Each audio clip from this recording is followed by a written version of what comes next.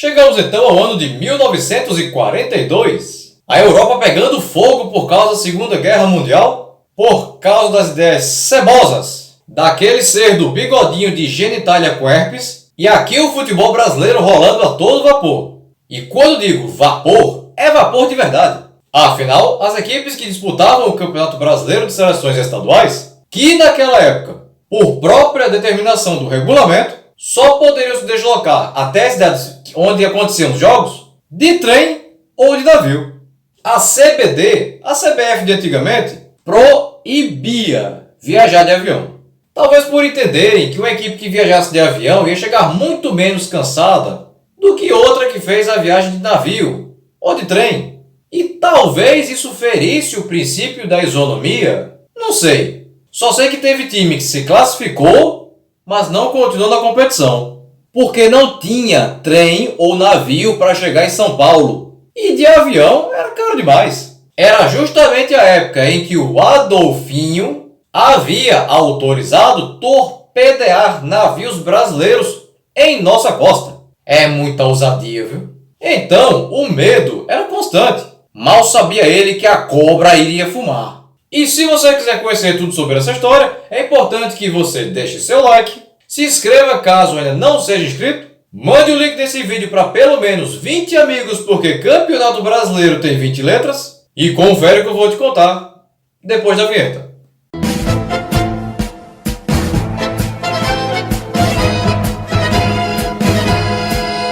Aí vem o Enzo e digita: mas o primeiro Campeonato Brasileiro não só foi em 59? Calma, Enzo, calma. Eu estou falando do Campeonato Brasileiro de Seleções Estaduais, que já vinha sendo disputado desde 1922, com um disparado domínio das seleções paulista e carioca. Em 1942 nasciam pessoas como Tim Maia, Clara Nunes, Gilberto Gil, Caetano Veloso, Paul McCartney e o atual presidente dos Estados Unidos, Joe Biden. Então dá para sentir com força que o negócio faz tempo.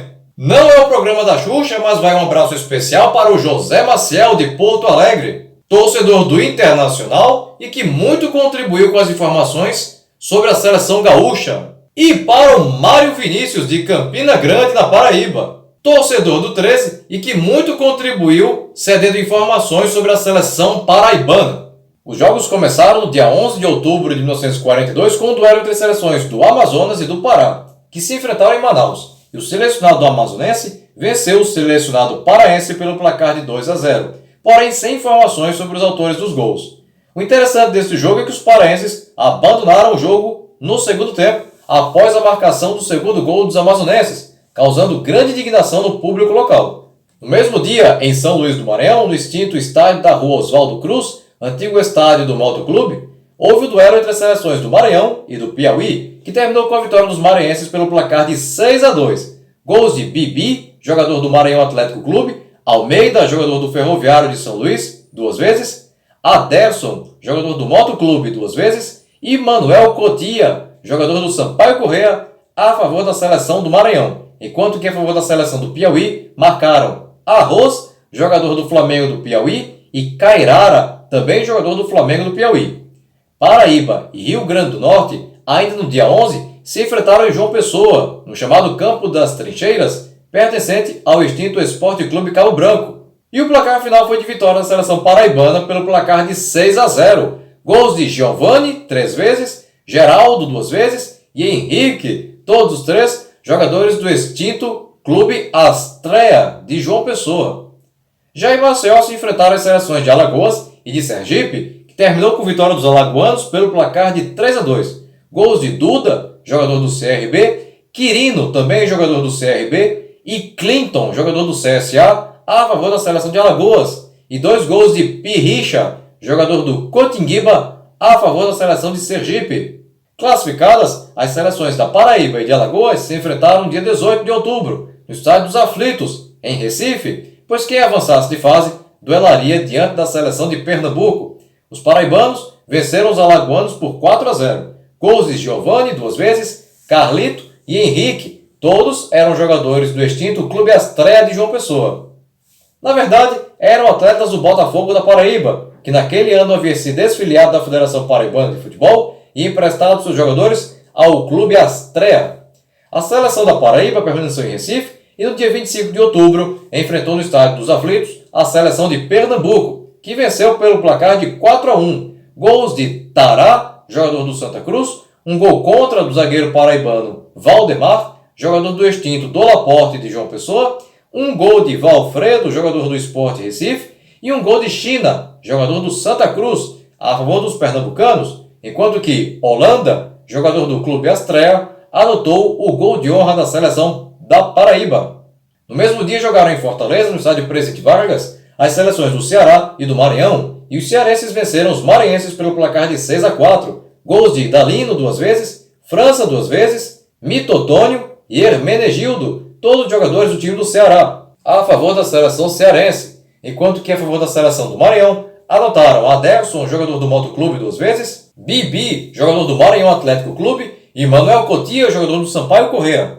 No dia 1º de novembro deveria ter acontecido o jogo entre as seleções do Ceará e do Amazonas, porém os amazonenses não conseguiram a tempo passagem de navio para Fortaleza, e com isso a seleção do Ceará venceu por WO.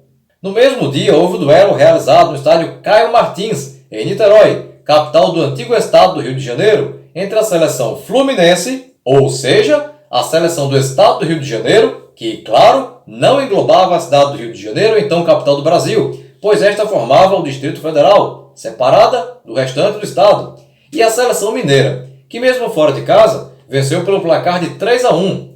Gols de Possato, jogador do extinto Icaraí Futebol Clube de Niterói, a favor da seleção do estado do Rio, enquanto que favorável à seleção de Minas Gerais, houve um gol de Hamilton, jogador do Atlético Mineiro, um gol de Baiano, também jogador do Atlético Mineiro, e um gol contra do zagueiro da seleção fluminense, Hélio, jogador do Icaraí de Niterói. No mesmo dia, porém em Florianópolis, no estádio Adolfo Konder, houve o duelo entre as seleções de Santa Catarina e do Paraná, que terminou com vitória dos catarinenses pelo placar de 4-3. 2 gols de Felipinho, jogador do Avaí, um de Zabote, jogador do Figueirense, e um gol de Tião, jogador do extinto Barriga Verde Futebol Clube da cidade de Laguna, a favor da seleção de Santa Catarina, enquanto que Batista, jogador do Coritiba 2 vezes, e Neno, também jogador do Coritiba, anotaram os gols da seleção paranaense. 3 partidas seriam realizadas no dia 8 de novembro. Em Belo Horizonte, no estádio do Barro Preto, a seleção de Minas Gerais enfrentaria a seleção do Espírito Santo, e o placar final foi de vitória mineira por 4-2. 2 gols de Hamilton, do Atlético Mineiro, um de Orlando Fantoni, do Palestra Itália, atual Cruzeiro, e um gol contra do zagueiro capixaba Pastor, jogador do Rio Branco de Vitória do Espírito Santo, a favor da seleção mineira, enquanto que a favor da seleção capixaba anotaram Alemão, jogador do Rio Branco, e Alci, também jogador do Rio Branco. No estádio do Pacaembu, em São Paulo, houve o duelo entre as seleções de Mato Grosso e de Goiás, que terminou com vitória dos mato-grossenses pelo placar de 6-3. Gols de Alim 2 vezes, Álvaro 2 vezes, GD e Casemiro, a favor da seleção mato-grossense, e de Xaxá, jogador do Goiânia, Vevé e Edmundo, jogador do Anápolis, a favor da seleção goiana. Já em Porto Alegre, no extinto estádio da Timbaúva, se deu o confronto entre as seleções do Rio Grande do Sul e de Santa Catarina, que terminou com vitória dos gaúchos pelo placar de 7-3. 3 gols de Carlitos, jogador do Internacional de Porto Alegre, 2 gols de Tesourinha, também jogador do Internacional de Porto Alegre, um gol de Rui, jogador do Cruzeiro de Porto Alegre, e um de Ordovaz, também jogador do Cruzeiro de Porto Alegre, para a seleção gaúcha, enquanto que para a seleção catarinense anotaram Braulio, jogador do Avaí, Felipinho, também jogador do Avaí, e Tião, jogador do Barriga Verde de Laguna. Dia 15 de novembro, jogo em Fortaleza, no estádio Presidente Vargas, entre as seleções do Ceará e de Pernambuco, que terminou empatado em 1-1. Gols de França, jogador do Ceará, para a seleção cearense, e de Valfredo, jogador do Sport Recife, para a seleção pernambucana. O jogo de desempate aconteceu no dia 22 de novembro em Recife, no estádio da Ilha do Retiro, e a seleção pernambucana confirmou a classificação ao vencer a seleção cearense pelo placar de 3-2. 2 gols de Orlando, jogador do Náutico, e um gol de Djalma, jogador do Sport Recife, a favor da seleção de Pernambuco, enquanto que a favor da seleção cearense anotaram Zusa, jogador do Ceará, e Hermenegildo, também jogador do Ceará. Apesar da garantia da vaga, a seleção de Pernambuco optou por não continuar na competição, devido à falta de transporte, seja por via terrestre, seja marítima, em tempo hábil para chegar em São Paulo. Existia a possibilidade de ir de avião, o que inclusive feria o regulamento da competição, mas os gastos seriam exorbitantes, o que levaram a seleção de Pernambuco à desistência. Se passagem aérea é cara hoje, imagine há 80 anos atrás, quando o avião ainda era novidade. 4 dias antes, no dia 18, a seleção do Rio Grande do Sul, jogando em São Paulo, no estádio do Pacaembu, confirmou vaga nas semifinais da competição ao vencer a seleção de Mato Grosso por 4-1. 3 gols de Russinho, jogador do Internacional de Porto Alegre, e um de Carlitos, também jogador do Internacional de Porto Alegre, a favor da seleção gaúcha, e de Álvaro, a favor da seleção de Mato Grosso. As semifinais serão jogadas no melhor de 3 partidas, dia 25 de novembro, e jogando no estádio das Laranjeiras, no Rio de Janeiro, a seleção carioca, ou seja, a seleção da cidade do Rio de Janeiro, Distrito Federal na época, venceu a seleção do Rio Grande do Sul por 3-0. 2 gols de Vevé, jogador do Flamengo, e um de Jair, jogador do Madureira. Dia 29 foi a vez da seleção de São Paulo enfrentar a seleção de Minas Gerais, no estádio do Pacaembu, em São Paulo. E o placar foi de vitória da seleção paulista por 3-1. 2 gols de Milani, jogador do Corinthians, e um de Pardal, jogador do São Paulo, a favor da seleção paulista, enquanto que a favor da seleção mineira marcou Tião, jogador do Atlético Mineiro. No mesmo dia, houve o segundo jogo entre cariocas e gaúchos, novamente no Rio de Janeiro, desta vez no estádio de General Severiano, antigo estádio do Botafogo, e a seleção carioca confirmou a vaga nas finais ao vencer a seleção do Rio Grande do Sul por 6-1. 3 gols de Pirilo, jogador do Flamengo, e 3 gols de Lelé, jogador do Madureira, a favor da seleção carioca, enquanto que o único gol da seleção gaúcha foi anotado pelo atleta Carlitos, jogador do Internacional de Porto Alegre. O segundo jogo entre paulistas e mineiros se deu no dia 2 de dezembro, novamente em São Paulo, no estádio do Pacaembu, e a seleção do estado de São Paulo confirmou a vaga nas finais ao vencer pelo placar de 8-1. 4 gols de Milani, jogador do Corinthians, 2 gols de Pardal, jogador do São Paulo, um de Cláudio, do Palestra Itália, atual Palmeiras, e um de Servilho, jogador do Corinthians, a favor da seleção paulista, enquanto que Alcides, jogador do Palestra Itália de Belo Horizonte, atual Cruzeiro, anotou o único gol da seleção de Minas Gerais. O primeiro jogo das finais, entre paulistas e cariocas, aconteceu no dia 6, em São Paulo, no estádio do Pacaembu, e a seleção paulista venceu a seleção carioca por 3-1. 2 gols de Milani, jogador do Corinthians, e um de Servilho, também jogador do Corinthians, a favor da seleção paulista, e um de Pedro Amorim, jogador do Fluminense, a favor da seleção carioca. O segundo jogo foi realizado no estádio de São Januário, no Rio de Janeiro, no dia 10 de dezembro. E desta vez, quem se deu bem foi a seleção carioca, que venceu pelo placar de 1-0. Gol de Zizinho, jogador do Flamengo. O jogo de desempate ocorreu em São Paulo, no estádio Pacaembu, no dia 15 de dezembro, e as duas equipes ficaram empatadas em 3-3.